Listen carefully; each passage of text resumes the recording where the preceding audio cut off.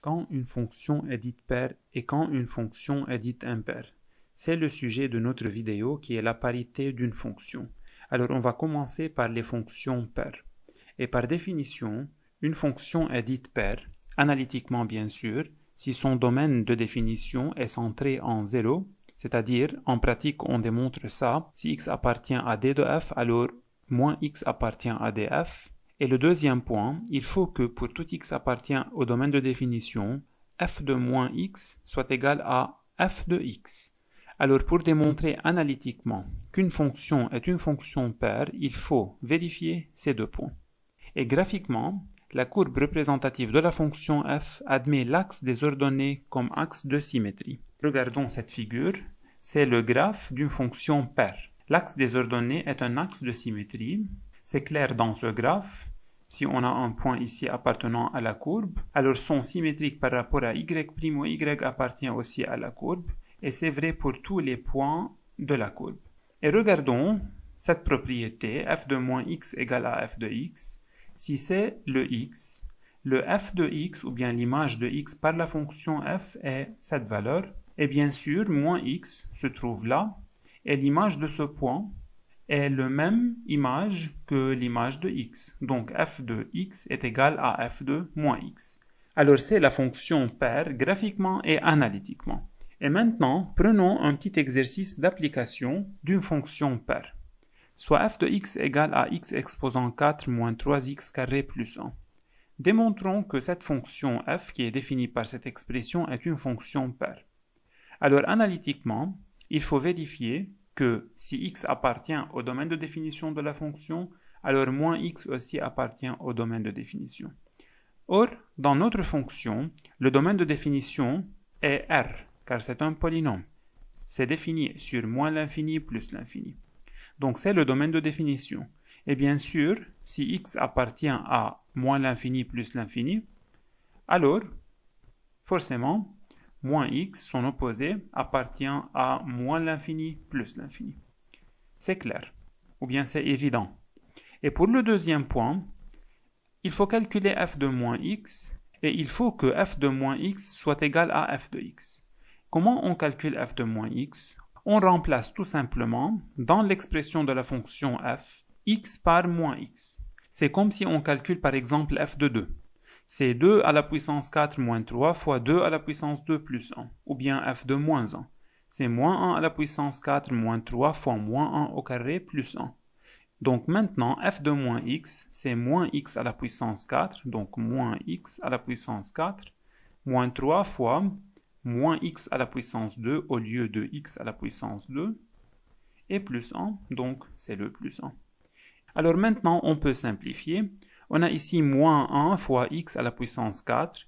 L'exposant est paire, donc le moins 1 devient plus 1, car moins 1 à la puissance n'importe quelle puissance paire est égal à plus 1.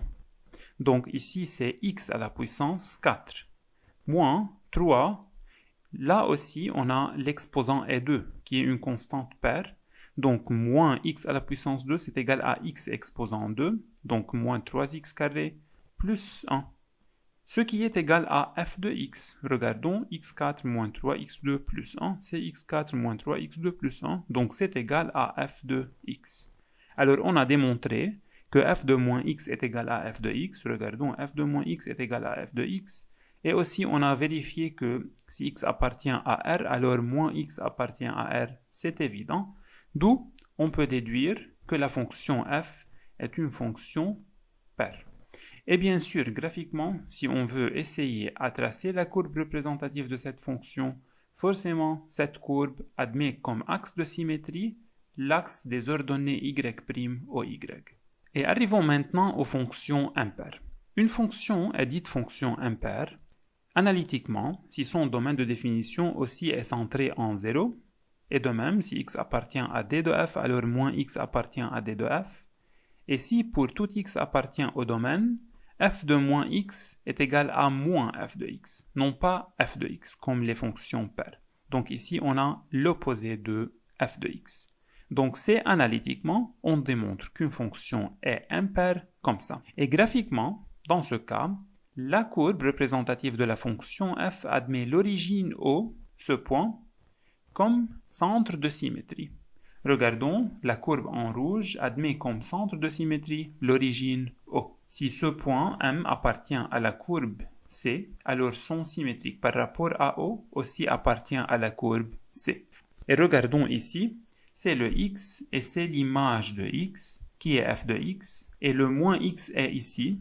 L'image de moins x est là, f de moins x. Et bien sûr, f de moins x et f de x sont opposés. Si ici c'est le 2, alors là est le moins 2. Ces deux nombres sont opposés. Donc pour cela, f de moins x est égal à moins f de x. Et prenons alors un petit exemple d'application sur les fonctions impaires. Soit f de x égale à x sur 2 plus 1 sur x. Cette fonction est définie si x différent de 0, car ici on a au dénominateur x. Donc il faut que x différent de 0, donc si x appartient à l'intervalle moins l'infini 0, union 0 plus l'infini. Alors vérifions que f est une fonction impaire analytiquement. Premièrement, il faut vérifier cette propriété. Prenons x dans le domaine de définition, donc si x appartient à l'intervalle moins l'infini, 0, union, 0 plus l'infini, alors, forcément, si x est là, alors l'opposé est de l'autre côté, et si x est là, alors l'opposé est de l'autre côté. Donc forcément, si x appartient à ce domaine de définition, alors moins x aussi appartient à ce domaine de définition. Donc moins l'infini est 0, union 0 plus l'infini. Aussi, c'est évident. Et pour le deuxième point, il faut calculer f de moins x. Alors, remplaçons x par moins x dans l'expression de la fonction f. Alors, on obtient, au lieu de x sur 2, moins x sur 2. Et au lieu de plus 1 sur x, on a plus 1 sur moins x. Alors, c'est la fonction f de moins x. Alors, regardons ici. Je veux mettre le moins à l'extérieur du quotient, donc on obtient moins x sur 2, moins 1 sur x. Et alors prenons moins 1 en facteur. Donc on obtient moins facteur x sur 2, plus x sur 2 bien sûr, et plus 1 sur x. Or, ce qui est dedans est la fonction f. Donc on a obtenu moins f de x. Et ce qu'il fallait démontrer. Il faut démontrer que f de moins x, c'est le f de moins x, soit égal à moins f de x et c'est moins f de x. D'où, analytiquement, on a démontré que f est une fonction impaire. Et comme on a dit, si on veut tracer la courbe représentative de cette fonction, forcément, cette courbe admet O, l'origine, comme centre de symétrie.